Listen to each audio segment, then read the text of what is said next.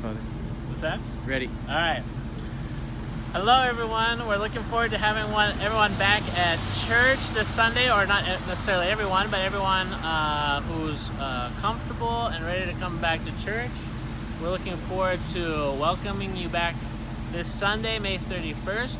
So what we wanted to do now was just try to give you a little visual demonstration of what it's going to look like. This is going to be a little unusual. It's going to feel a little bit weird. So we wanted to try to walk you through what it's going to look like this Sunday, so that we're implementing the directives both from our local civil authorities as well as from the metropolis. So, first step is this. I'm coming into church. Let's say I've parked at the parking lot. I found a parking spot over here along the street. I'm coming into the church.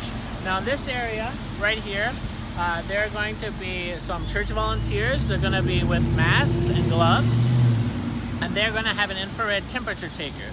They're going to take my temperature, and if it's over 100.4, I'm going to be asked to stay home and watch the service online. If it's under 100.4, I'm going to move on to the next step. So somewhere around here, up the steps, and this should all be very quick. So somewhere around here, we'll have another church volunteer, again with gloves and mask. And what they're going to do is ask a couple questions about whether we have any symptoms. And then we're going to hopefully, they're going to have a list of all the names of people who have indicated to us that are coming to the service. They're going to check off your name so that we can keep the contact tracing requirement. So this should be very quick. And they're going to give us some hand sanitizer so we can clean our hands. Next step. Now, I'm not going to go up directly up the steps into the church. I'm going to either go this way to the right or this way to the left. There will be another church volunteer directing us one way or the other. So let's say I'm going to go up this way.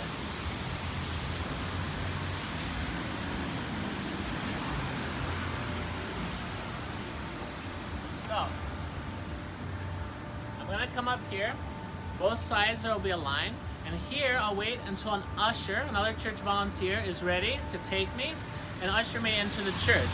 Now here, because our narthex is particularly small, this is a potential area for congestion. And so what the metropolis has asked us to do is to not venerate in the traditional way the icons. It's not light a candle in the traditional way. Now, this may be a short-term thing, but for the time being, and all of this may only be this Sunday, we may make some tweaks for the following Sunday.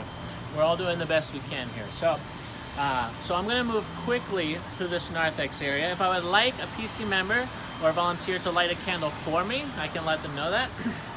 But otherwise, the usher is now going to take me through the narthex and is going to show me where I'm going to sit in the church. And then the church, it'll be every other pew will be marked off. And so he's going to take me to a spot where me and my family, depending on my size, the household can have a 6-foot distance around us, all right?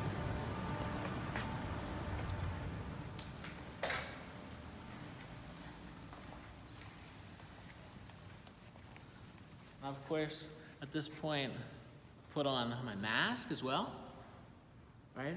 But you can't hear me so well, so I'll take it off temporarily.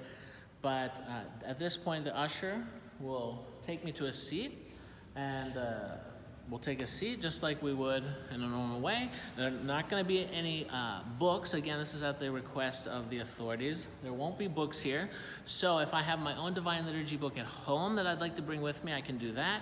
Or you can follow along on your phone with the ages, which we always have a link for the service that we're doing. So it brings up a PDF of the service that we're doing.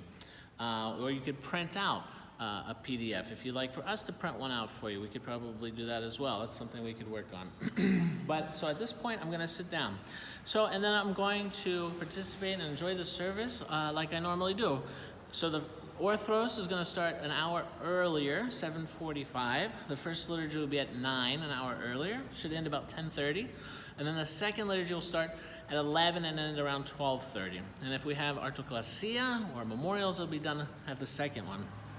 What if I need to go to the bathroom during church, Father? All right, so if you need to go to the bathroom during church, the normal bathrooms will be open, but we're going to have to close off the rest of the facilities. So there will be a volunteer directing you as you go out to the bathroom in the normal way, and just making sure that people go to the bathroom and nowhere else. And then we're also going to have our maintenance guys are going to be here regularly cleaning the bathroom and keeping a log of that. And also to help us clean the church in between the services, 10:30 to 11. The other thing I can think of that's going to be a little different is when it comes time for communion. So again, they're asking us when we line up to try to keep that 6-foot distance. So when you line up, try not to bunch up. Now, of course, if members of your own household, of course, you can sit with them, you can be close together, you can line up with members of your own household. But try to keep that distance between members of another household as you line up. And the ushers will help you do that. We'll come up for communion in the normal way. Communion will be in the normal way.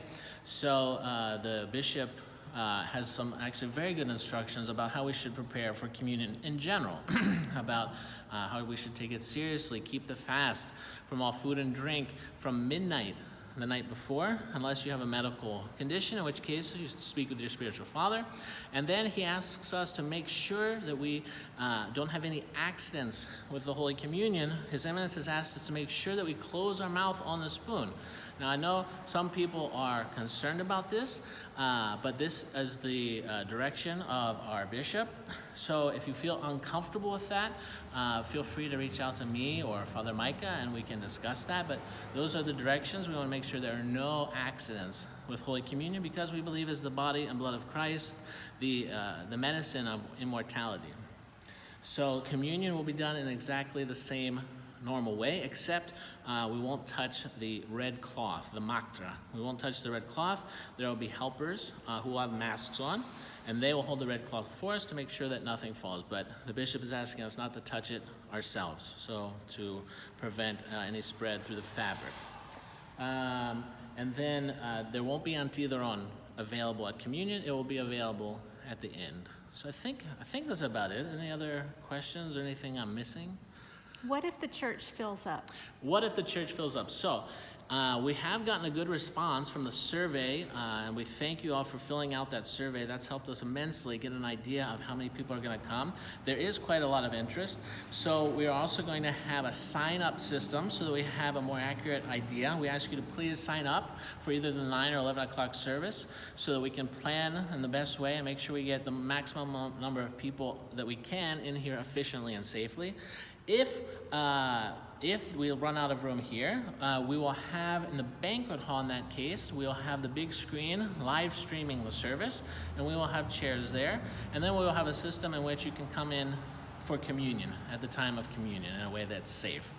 So we encourage you, for that reason, though, to please, overall, please come early. In general, I say that. Please, come to Orthros. It's a beautiful service. But please also come for the beginning of the liturgy. If we have everyone coming right, about 15 minutes after the beginning of the liturgy, in this case 9:15 or 11:15, it's going to put a real strain on the system because we have a limited number of volunteers who are able to process all this. So if you're able to come early, I really encourage you to come early. It'll make it for a calmer experience. It'll put less stress on our volunteers, whom we thank very much for helping us. And you can assure yourself also of a seat in the cathedral and not the overflow room, but that will be available.